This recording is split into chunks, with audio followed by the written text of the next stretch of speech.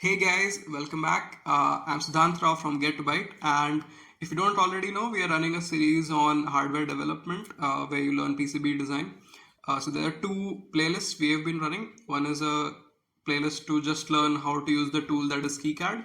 The other is about physics and manufacturing, so certain things you need to take care of while designing PCBs, and apart from that, some tips on manufacturing and component selection, stuff like that.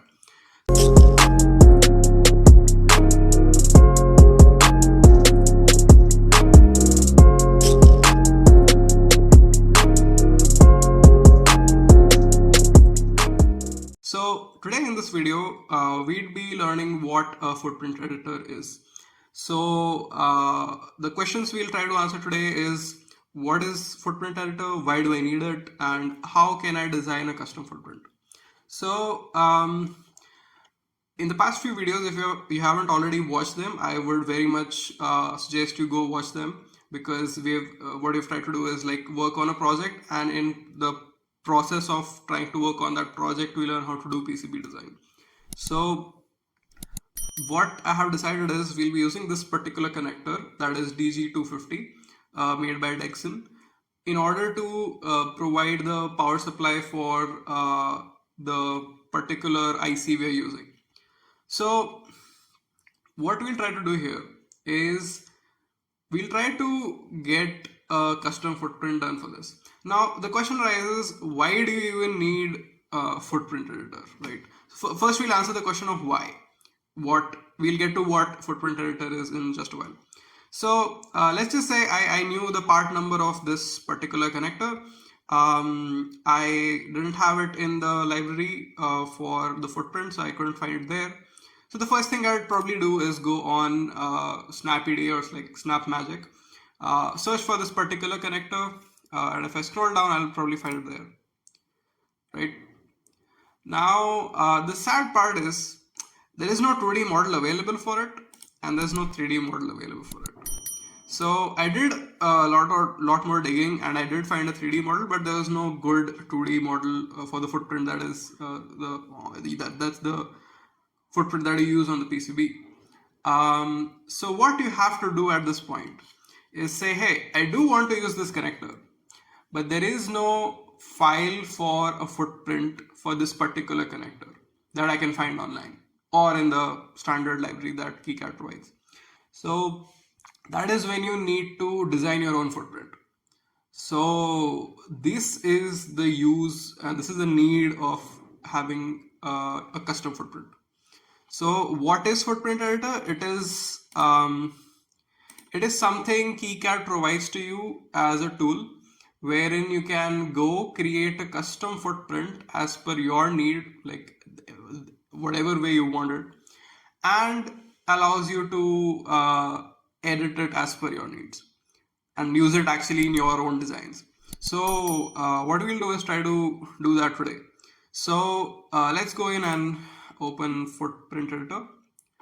Now you'll see there's no footprint loaded as of now. What I'll do is go in files, then I'll go new library, then I'll go for global or project. So this dialog box essentially is asking you whether or not you want this particular footprint that you're building to be inside the global files. So if you're doing 10 more projects, you need the same footprint again. So it will like catalog it separately as a global footprint, so you can refer it to different designs, or you just want it to be stored locally. So just like your particular only one project you required, you can store it for that particular project. So here what I'll be doing is saving it as a global footprint. This will allow me to use it anytime I want. So let's go for global. Then I'll call this DG250 and dot pretty, right? That's the extension you need for footprints. Cool. So here we are with DG250, right? So in DG250 we'll load a new footprint. So we'll name this, first of all, this is an through hole footprint, because there are like two pins. If you go check this out, there are 2 pins protruding from the connector itself. So this is a through hole component. So we'll name this component DG250 again, and we'll hit OK. Cool.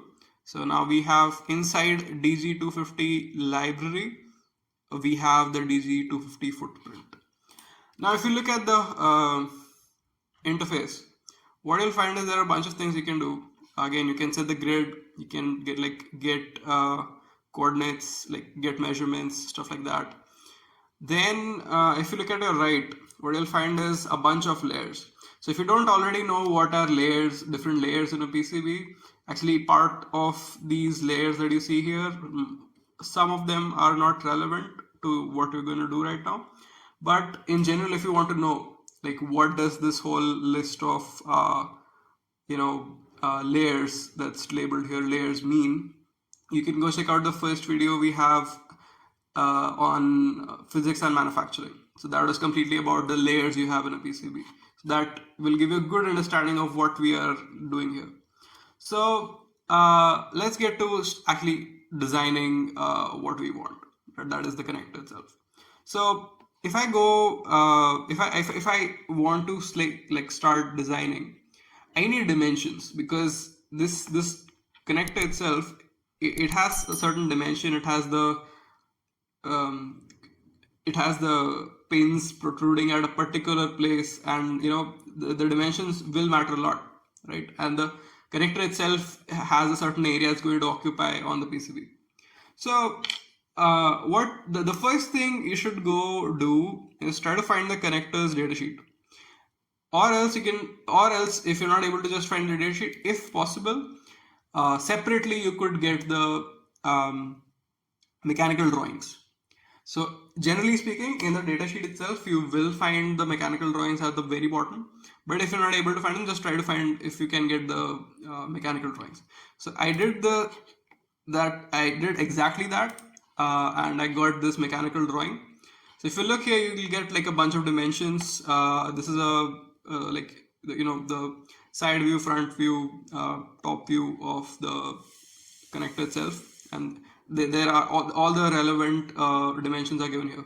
Now, one thing to note here, whenever you're doing this, whenever you're say starting the design process of your footprint, the best advice I can give you here is don't completely rely on the mechanical drawing.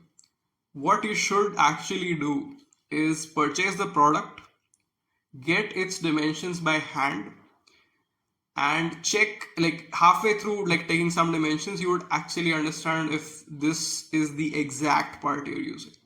So why am I saying this? This is because there can be some connectors which may look very much alike but may not be exactly the same. So whatever vendor you're buying it through, get it through them, then take the dimensions. Just check once if the dimensions in the drawing you have from whatever website you've pulled the mechanical drawing from, is it correct or not? That's the best advice I can give you. So I did just that while I was making this connector's footprint, and what I noted was it's a slightly different connector. See, it saved you a lot of time. And the next thing I did was actually take the dimensions. So I'll save the pain for you. I have the dimensions here, so you can see there are two of those pins that are protruding that will pass through the PCB, and these are all the relevant dimensions that are required. So so the first thing we have to do is say, look at what the grid size should we pick, because you should pick the right grid every time you start. Okay, in our case, if you see, there's like 3 mm, then 6.5 mm, 8 mm, 2 mm, I got a 12 mm. So the smallest step size that's relevant here is 0.5 mm. So what I'll do is, in our design, we'll go to select the grid properties, and then I'll go, let's go for 0.5 mm cross 0.5 mm. Okay. You can go watch the second part from the link in the description. Thank you for watching the first part.